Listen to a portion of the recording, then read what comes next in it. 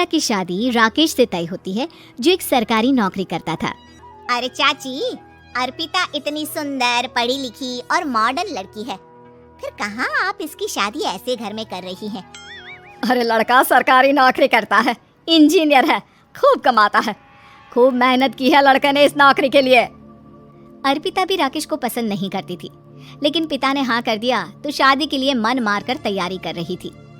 हाँ माँ, चाची ठीक ही तो कह रही हैं। पता है मेरी सहेलियों के पति कितने मॉडर्न हैं।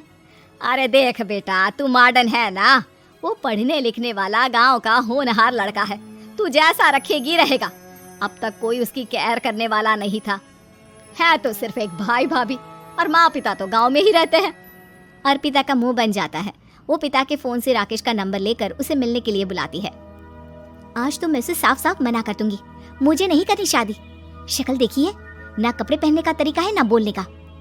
अर्पिता राकेश से मिलने जाती है। अब क्या हो गया, आपने मुझे अर्जेंट मिलने को बुलाया, सब ठीक तो है ना? हाँ सब ठीक है, पर मैं आपसे कुछ कहना चाहती हूँ, आप ना इस शादी से मना कर दे। राकेश की आंखें अर्पिता की इस बात से लाल हो जाती है। वो रोंधे गले से कहता है, लेकिन शादी की सारी तैयारियां हो गई हैं। मैंने आपके साथ एक अच्छे भविष्य का सपना भी देख लिया है। ऐसा मत करिए प्लीज।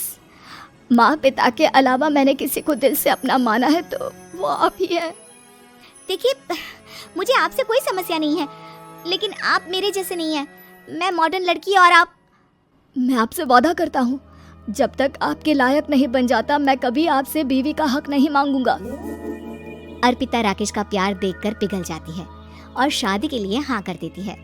दोनों की शादी हो जाती है, लेकिन शादी के बाद राकेश की भाभी, जो कि पूरी देहाती थी, ए राकेश, उठ, जब पानी भर कर ला और तेरी बीवी को बोल के चूल्हा लगा दिया है, रोटी बना ले। क्या है ये सब? और तुम्हारी भाभी इस तरह चिल्ला क्यों रही है? क्या करूं, भाभी ही खाना बनाती है और मुझे पढ़ने के लिए इस घर में रखा, तो मैं घर का सारा काम कर देता हूँ। अब तुम आ गई हो, अपने तरीके से देख लो। ये मकान तो तुम्हारे पापा ने बनवाया था ना शहर में, ताकि बेटा पढ़ाई कर सके। हाँ, पर भाभी ही पूरे घर में रहती है। ठीक है, देखो अब। अर्पिता बाहर जाती है। सूट पहनी अर्पिता को देखकर जेठानी का पारा हाई हो जाता है। ए शहर की हीरोइन, यहाँ ना चलेगा ये सब, समझी? साड़ी पहनो साड़ी, वो नारंगी वाली निकाले हैं तुम्हारे लिए, जिसमें हरे रंग का फूल बना है, और सीधे पहुंचो रसोई में। मेरे आगे नहीं चलेगा ये सूट बूट का नाटक, समझी? देखिए भाभी, आप बड़ी हैं, आपने राकेश की पढ़ाई में मदद की, लेकिन ये मकान इनके पिताजी का है, तो मैं अपना पोर्शन अलग कर रही हूँ। मैं आज से आपके साथ नहीं रहूंगी। जेठानी का तो मानो पारा ही हाई हो जाता है। और ऐसा कैसे नहीं रहेगी? हाँ, और कौन बोला कि राकेश अलग हो जाएगा? वो अपने भाई के बिना नहीं रहता। आज देखिए तो, देखिए कल के आई छोरी क्या बोल रही है। राकेश के साथ बात हो गई है, मैंने ऊपर का हिस्सा राकेश को दे दिया है, उसकी अपनी जिंदगी शुरू हो रही है, तो अच्छा है ना कि अब रसोई भी अलग हो जाए। अर्पिता राकेश की ओर फक्र से देखती है कि उसने अर्पिता के लिए स्टैंड लिया। अर्पिता बाजार में जाकर सारा रसोई का सामान ले आती है।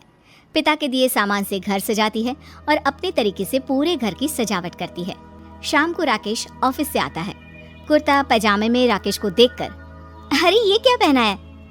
भाभी सिलती है ना कुर्ता, मैं सारी कमाई भाभी को ही दे देता हूँ। लेकिन अब ना बीवी को देना होगा, क्योंकि भैया भी अच्छी नौकरी करते हैं। भाभी अपने पति का पैसा संभालें और मैं अपने पति का पैसा संभालूंगी। तभी भाभी आ जाती है। अरे देखो, बहुत हो गया। हाँ, अलग रहने तक तो ठीक था, लेकिन पैसा हम एक फूटी कौड़ी नहीं देंगे। बचपन से तुम्हारे पति को हमने पाला है, उसका हिसाब दो। अच्छा, हिसाब चाहिए? कितना पढ़ी है आप जो आपको हिसाब चाहिए? बड़े भाई हैं उनके, जिन्होंने उन्हें पढ़ाया लिखाया, वो हिसाब मांगेगी तो जरूर दे दूंगी भाभी। अरे देख, हाँ, अगर तूने पढ़ाई की है तो मैं भी अंगूठा छापना हूँ। अरे 5 की रात तक पूरी पढ़ाई की है, समझे? वैसे भी कल इन लोगों के माँ बाबूजी आ रहे हैं गांव से, वही लोग ठिकाने लगाएंगे तुझे। अगले दिन सास ससुर आते हैं, दोनों बहुत ही सीधे लोग। अच्छा किया जो ऊपर के हिस्से में राकेश की गृहस्थी लगा दी, अब दोनों बेटे अपना अपना देख ले। छोटी बहू कहाँ है? अरे बहुत ही चालाक है माँ जी, ऐसी जबान चलाती है जैसे दर्जी कैंची चलाता है।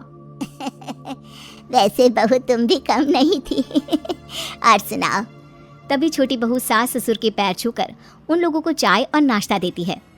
माँ जी, आप थक गई होंगी, मैं खाना लगा देती हूँ, ऊपर आ जाइए चाय पीकर। अरे बस बस, यही रहेंगे वो, क्योंकि बड़ी बहू मैं हूँ। हमेशा से इनके माँ बाबूजी मेरे पास ही आए हैं। चलिए माँ जी, आप ना किचन में खाना बनाइए, मैं जरा बाजार होकर आती हूँ और फिर साथ में खाना खाते हैं। जेठानी बाजार निकल जाती है और सास ससुर बेचारे घर पर अकेले। फिर दोपहर को, माँ जी, मैंने आप सभी के लिए खाना बनाया है। माना मैं छोटी हूँ, लेकिन अच्छा लगेगा अगर आप लोग मेरे साथ रहें। वैसे भी यहाँ है कौन बेटा, चलो ऊपर राकेश के पास ही चलते हैं। सास ससुर दोपहर का खाना खाकर वहीं आराम करने लगते हैं कि जेठानी आ जाती है। अरे वाह, ये तो वही बात हुई ना, कल की आई को पूरा परिवार और हम अकेले के अकेले। भाभी देखिए, परिवार में प्यार से रहा जाता है, ना कि चालाकी से। अम्मा खाना कैसे बनाती, पहले ही गांव से थक कर आई हैं। हाय रे दया, तो मैं का बाजार से ऐस करके आ रही हूँ। अरे भूख के मारे मेरा सर दर्द हो रहा है, पर यहाँ मेरी फिक्र कौन करेगा। अरे तो किचन में खाना है, लगा देती हूँ मैं भाभी। बड़ी बैठकर खाना खाती है और शाम को जब राकेश घर आता है। अरे राकेश, तू तो पूरा हीरो लग रहा है इन कपड़ों में। ऐसे कपड़े पहले क्यों नहीं पहनता था? राकेश बीवी की तरफ देखता है और फिर कहता है, माँ पहले पहनाने वाली नहीं थी ना। हाँ हाँ, और हम जो हाथ से सिल सिल कर कुर्ता पहनाते थे उसका का? अरे तुम्हारे भैया तो आज भी पहन रहे हैं। तभी अर्पिता सास के लिए कपड़े और ससुर के लिए शर्ट पैंट ला कर देती है। उन लोगों को फ्रिज से ठंडा पानी और टीवी में फिल्म दिखाती है। अरे कब से इनको बोल रहे हैं कि फ्रिज वाले आओ, लेकिन ये है कि मानत ही ना है। बहू, अब तो तुम ही समझाओ ससुर जी को। नहीं पापा, आप फ्रिज मत लीजिए। अरे वाह रे छोटे, खुद फ्रिज का ऐसे का मजा ले, और इनकी माँ के पास फ्रिज भी ना हो। अरे देखा पिताजी, देखा माँ जी कब बोल रही है।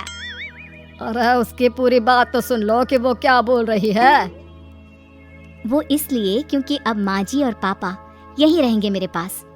घर को घर सिर्फ मॉडर्न या गांव की सोच नहीं, बल्कि संस्कार बनाते हैं भाभी, और संस्कार अच्छे हो तो सब सही हो जाता है।